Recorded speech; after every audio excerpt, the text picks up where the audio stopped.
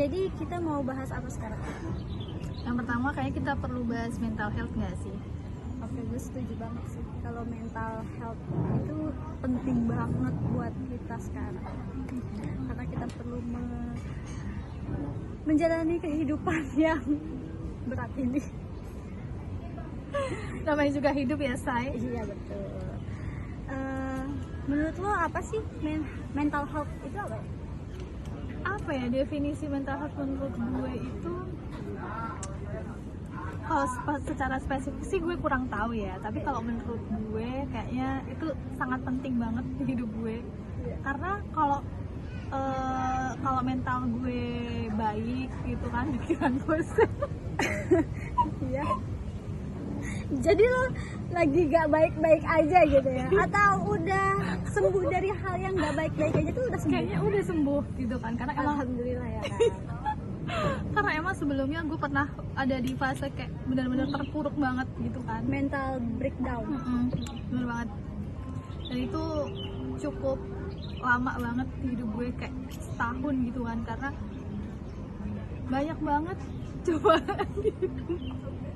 Ya namanya hidup ya kan, kita tuh harus melewati fase itu biar mungkin lebih bersyukur gitu ya, biar bisa jadi lebih bersyukur, lebih lebih itu lagi menghadap kepada Allah tuh lebih khusyuk lagi, lebih bersyukur aja. Ya benar.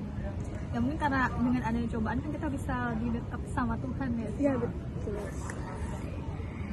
Jadi pengalaman breakdown lu tuh apa? Soal percintaan kah, atau kerjaan, atau dari lingkungan yang kayaknya pada saat ini ya kita tuh lagi marak-maraknya mental breakdown tuh sama netizen plus 62 ya.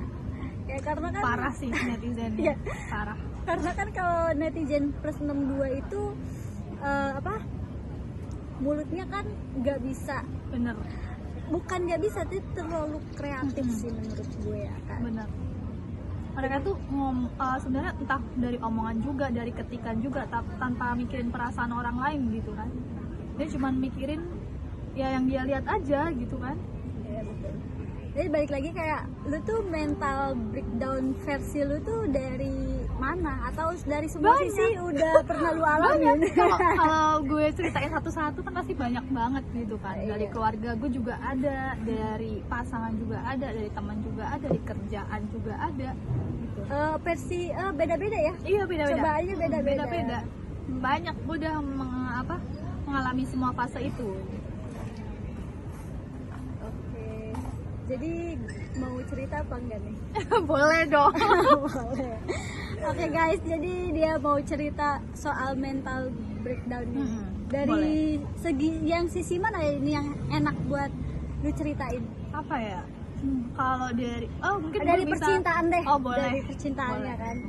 Dari percintaan itu jelas menurut gue yang nomor 2 sih yang paling dominan setelah keluarga gitu kan. Iya, gue setuju sih itu. Karena menurut gue itu pasangan itu sebenarnya perlu gitu kan. Karena gini, kalau kita dapat support dari keluarga itu kan udah pasti gitu kan. Tapi ada masanya keluarga itu beda pemikiran sama kita gitu kan. Jadi bertentangan antara yang keluarga pengen seperti ini, kita pengennya seperti ini. Dan kalau kita nggak dapat dukungan dari pasangan tuh kadang suka ngerasa oh gue sendiri nih gitu kan. Apalagi kalau mau cerita ke temen, cerita ke sahabat itu kayak filter dulu, kira-kira bisa nggak ya gue cerita ini ke sahabat, takutnya. Setuju sih gue. Ya gitu. Kalau support system dari keluarga sih itu tuh hal yang mungkin gue ya mikirnya kayak itu tuh patut terjadi. Ya, harus sih sebenarnya harus terjadi ada. karena itu tuh yang diharapin sama diri kita, tubuh kita tuh kayak kok gue harus support nih sama keluarga gue, entah adik, kakak, atau orang tua gitu kan. Gue mikirnya kayak gue harus dapat support dari mereka karena lu tuh keluarga gue, mau gimana pun lu tuh keluarga gue. Tapi ketika gue dapat support dari pasangan, itu tuh dia tuh orang lain gitu, dan kita tuh dapat support dari dia, dari orang lain tersebut. Itu tuh bikin gue kayak wah, gue dapat support. Tapi kenapa ketika support itu hilang gitu, itu tuh lebih menyakitkan, padahal dia tuh orang lain. Bener. Itu tuh gue mau tanya itu tuh kenapa? Ya karena yang pertama mungkin kita udah terbiasa gitu kan, di saat kita berkeluh kesah gitu ke keluarga, tapi ketika keluarga beda pemikiran, ketika keluarga kayak nggak setuju sama yang kita mau, yang kita pengen, pasti kan kita cerita ke pasangan kita. Kita pasti terbiasa cerita apapun itu, entah dari hal kecil atau hal yang besar gitu kan. Dan ketika kita kehilangan sosok pasangan ini gitu kan, pasangan kita, ya pasti kita akan ngerasa hancur lah ya, sedih. Karena kita tuh udah menuangkan semua Iya. kepercayaan, ya trust itu tuh ke orang lain ini. Benar. Yang menjadi pasangan kita. Ya oke, gue juga setuju itu. Gue setuju dari tapi kalau menurut gue juga sih sangat berat juga sih kalau menyangkut pasangan, karena gue cukup bucin juga ya. Oh, budak cinta. Iya, guys. bucin. Gue bucin banget gitu, karena gue kan jauh dari orang tua. Gue hidup merantau sendiri, gue jauh dari orang tua. Kadang-kadang gue tinggal sama kakak gue yang juga hidup mengurus hidupnya masing-masing gitu ya, jalan kehidupannya masing-masing, dan kita tuh cuma seputar kerja, balik dari gue mulai hari gue tuh hanya untuk kerja, terus balik tidur, karena kita tuh apa sih kerjanya split gitu ya, jadi kayak kadang ketemunya cuma sebentar gitu. Kadang gue masih tidur, dia udah kerja, gue udah kerja, dia masih tidur gitu.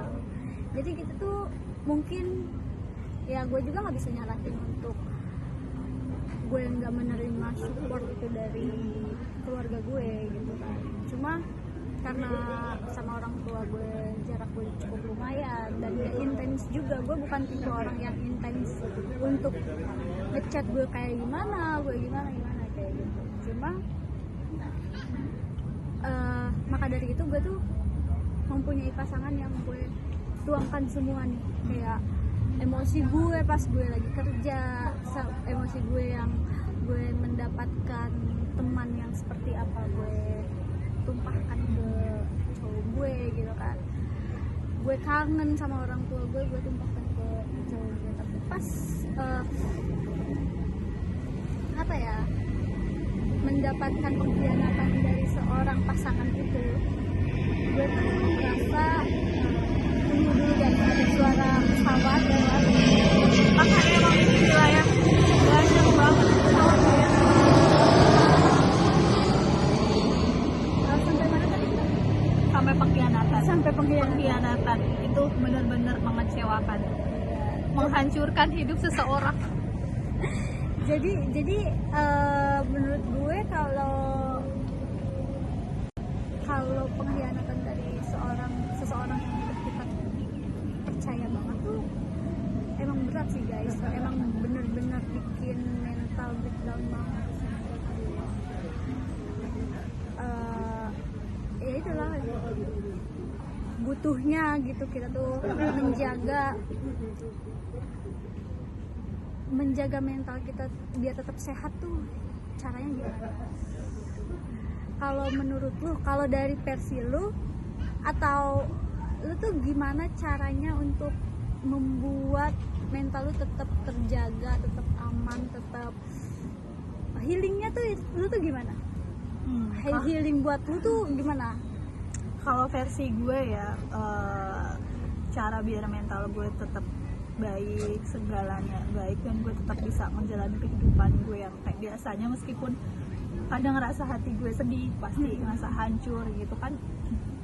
Mungkin yang pertama apa ya,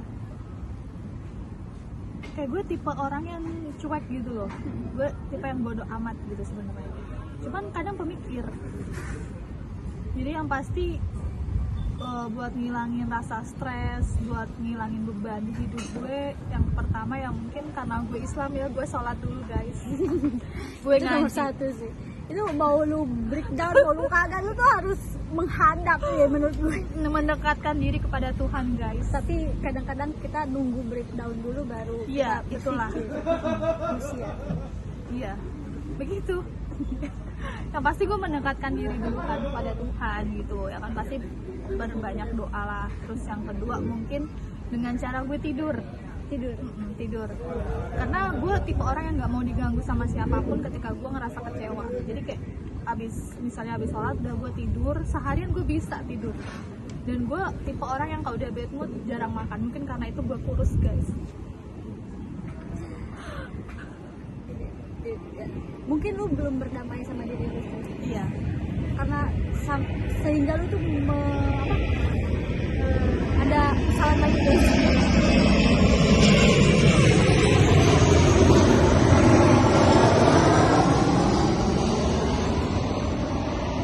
Ya mungkin menurut gue sih, gue nggak setuju ya kalau misalnya, meskipun gue pun begitu gitu, kayak yang gue kalau lagi merasa breakdown atau ngerasa stres gitu ya kan, jadi gue tuh suka gak doyan makan, Bener. telat makan. bener. Itu tipe gue juga. Iya kayak gitu. Gue sebetulnya gue nggak setuju sih, karena itu tuh apa sih, membangun kebiasaan yang untuk menyakiti diri sendiri sih. Karena makan itu kan penting banget gila, makan itu penting banget. Sampai kayak menguras udah kita terkuras pikiran, terkuras Benar. mental, terkuras juga energi gitu. Harusnya kita tetap makan sih. Iya.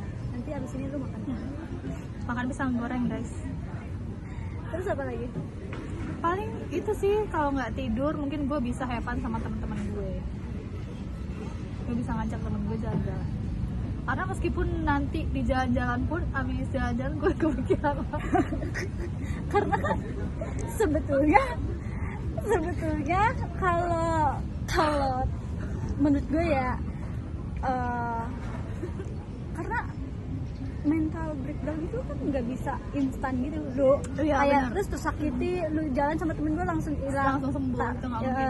terus udah gitu lu tidur langsung sembuh, itu tuh nggak mungkin. Nggak mungkin. banget. Itu tuh perlu waktu, Iya, semua tuh butuh Sampai- proses, butuh waktu. sampai itu terbiasa akan hal itu gitu. Seperti itu. Kalau versi gue keluar dari zona breakdown itu, mental breakdown itu lama banget sih Kak.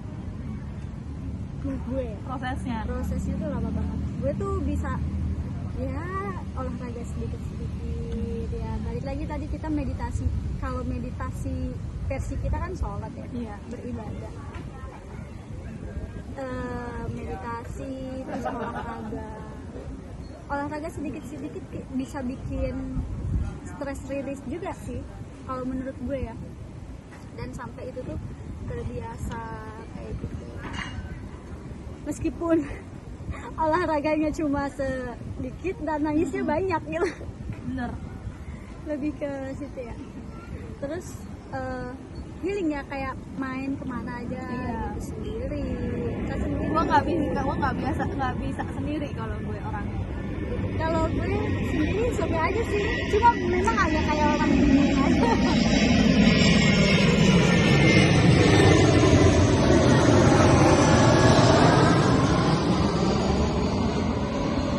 Gue nggak bisa sendiri.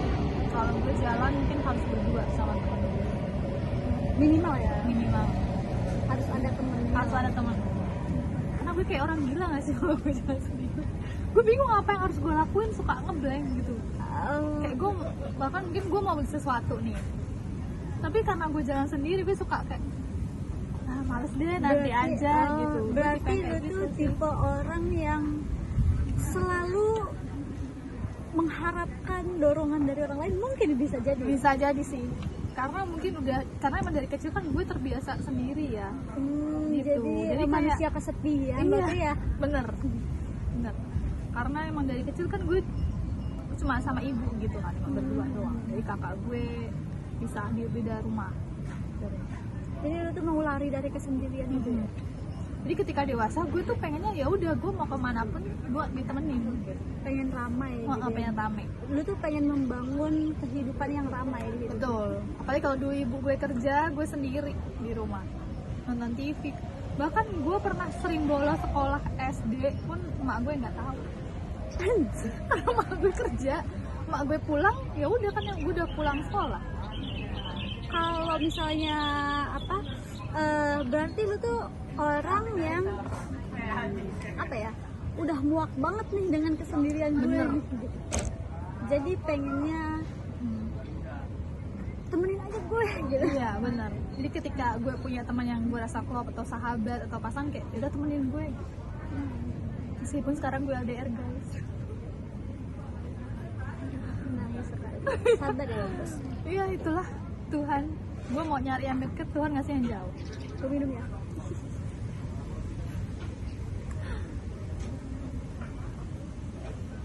Cendol guys. Cendol. Tapi kalau misalnya menurut lo ya, kasih sayang siapa sih yang paling penting daripada pasangan?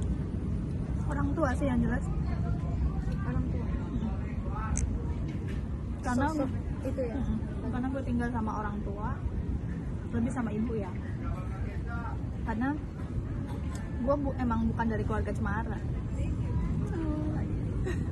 Bukan dari keluarga cemara. Jadi setiap hari yang gue lihat ibu gitu kan, dari gue bangun tidur dari kecil sampai gue SMA pun yang gue lihat cuma ibu. Jadi ya ketika setelah itu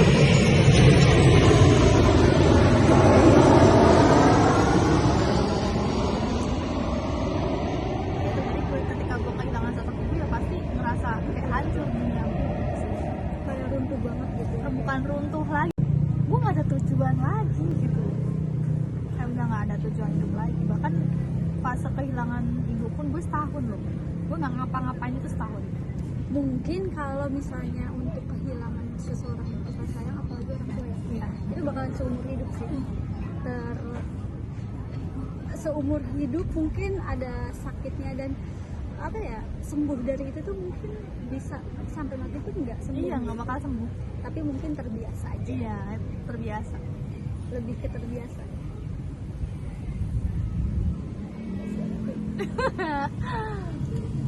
Mungkin terbiasa aja ya. Kayak gitu. Mungkin lu kalau misalnya seseorang, mungkin kalau lu apa mengungkit lagi, pasti lu akan terluka lagi. Iya pasti. Luka pasti ada. Karena itu tuh luka tidak untuk disembuhkan sih, hanya untuk dibiasakan aja. Bener. Karena luka yang gue gak tahu ya, gue belum pernah kehilangan sosok orang tua. Alhamdulillah orang tua gue masih lengkap sekarang, dan mungkin gue berharap sih sampai gue sukses nanti. Amin. Masih ada, cuma ada hal-hal yang sakit tapi kita nggak mau ngelepasin. Mungkin itu salah satunya sih. Kayak gue tuh sakit untuk menerima ini, kenyataan ini, tapi gue nggak mau ngebuang kesakitan ini gitu. Bener. Kayak kalau dibuang kayak kamu gitu. Mungkin gue salah ya berspekulasi seperti ini, cuma kalau gue yang egois gitu dan menyakiti diri gue sendiri sih seperti itu egoisnya gitu. Tapi kalau misalnya orang yang sadar gitu kalau itu bahkan menyakitkan, ya itu tadi gue, meskipun gue belum merasa kehilangan orang tua gue, ya mudah-mudahan sampai gue sukses. Amin. Mereka bertahan ya. Benar. Jangan sampai nyesel guys, sayangi orang tua kalian. Terus apa lagi nih, kita mau ngomongin apa lagi selain mental health, healing, apa lagi, kasih sayang. Sayang hampir sama nggak sih? Kita pasti pengen kasih sayang dari keluarga, dari pasangan, dari teman. Cuman kalau keluarga mungkin sebenarnya kayaknya sama, dari keluarga, dari pasangan, dari teman, dari sahabat pun sebenarnya sih kayaknya penting ya. Cuman kadang tuh kan ada yang toksik gitu kan. Menurut lu apa lu pernah ngalamin hal toksik gitu, entah dari keluarga, dari pasangan, dari rekan kerja mungkin, atau dari sahabat lu sendiri? Gue mengalami hal toksik gitu. Iya. Dari sudut mana? Entah dari keluarga lu, apa pernah lu ngalamin? Dari gue nggak tahu sih ya, kayak definisi toksik tuh kayak gimana, gue kurang paham. Cuma kadang kalau ada yang nggak suka menurut gue gitu ya, dan itu tuh udah too much banget, itu toxic sih. Kayak mungkin bodoh ya kalau misalnya orang terlalu percaya gitu. Bener. Orang meskipun Tapi ya, bodohnya gue kalau udah percaya sama orang, gue percaya banget. yes, itu sih yang kayak itu. Tapi toxic menurut gue selama di kerjaan, selama nggak musik ke gue itu belum toxic. Tapi kalau udah masuk ke rumah gue, ke area gue, itu toxic sih menurut gue. Itu aja sih kalau menurut gue. Kadang ada yang masuk ke rumah kita, gue anggap itu perhatian kayak gitu, sampai awal sekali, 2 kali, 3 kali gue memaklumi itu. Gue pikir itu tuh tingkat peduli seseorang kepada seseorang itu seperti itu, tapi itu tuh gue mungkin memang itu tuh memang biasa gitu. Seseorang itu melakukan seperti itu karena kita udah terlalu percaya sama dia, dan dia melakukan kesalahan, ya tingkat kecewanya beda sama orang yang belum kita percaya. Kayak gitu sih menurut gue. Itu sih kayak gue nggak tahu deh toxic versi kayak gimana tuh, gue nggak ngerti gitu kayak gitu. Kalau menurut gue gimana? Kalau gue sih gue belum pernah ya, dari sebenarnya gue juga kurang paham sama kayak lo. Maksudnya toxic menurut gue dari cerita gue itu bisa dikategorikan toxic atau enggak gitu kan. Cuman yang pasti kalau dari keluarga itu gue pernah dalam artian kayak gue harus ngikutin kemauan orang tua gue maunya ini, gue harus kayak gini gitu kan. Sebenarnya sih bukan nggak berbakti sama orang tua ya, karena kan setiap anak itu punya jalan masing-masing gitu. Dan gue nggak mau nih, gue tahu jalan yang dipilih orang tua itu pasti yang terbaik gitu kan. Tapi secara pribadi kalau gue nggak ngikut jalan gue dan gue terpaksa ngelakuin hal itu yang nggak sesuai sama keinginan gue, takutnya jadi beban di hidup gue, dan gue malah nggak happy sama hidup gue, dan itu malah jadi benar-benar jadi pressure yang parah di hidup gue, dan gue nggak mau itu. Tapi setelah orang tua gue kayak ya udahlah, lu ikut jalan lu aja, apa yang lu mau, apa yang lu pengen gitu kan. Tapi ternyata kadang itu pernah dari saudara sendiri sih, kayak kok lu begini gitu kan, kok lu beda dari saudara-saudara lu, kok lu beda entah dari segi cerita jalan hidup, dari segi pilihan hidup, dari segi mana yang menurut mereka harusnya lu bisa, tapi kok lu beda sendiri gitu loh. Gue pernah itu, jadi kayak saudara-saudara gue kayak, kok lu begini sih hidup lu, kok lu begini sih gitu, padahal kan yang jalan gue ini yang gue mau gitu. Seberandal-berandalnya gue ya ini gue yang mau gitu. Dan orang tua gue tuh udah kayak ya udahlah itu anak gue gitu kan. Cuman malah kadang orang saudara sendiri yang nggak terima, kayak gitu, suka ngomongin itu ya. Kayak kadang seseorang itu nggak berani ngomong ngedip langsung sama seseorangnya, malah punya apa ya, punya penilaian lain dan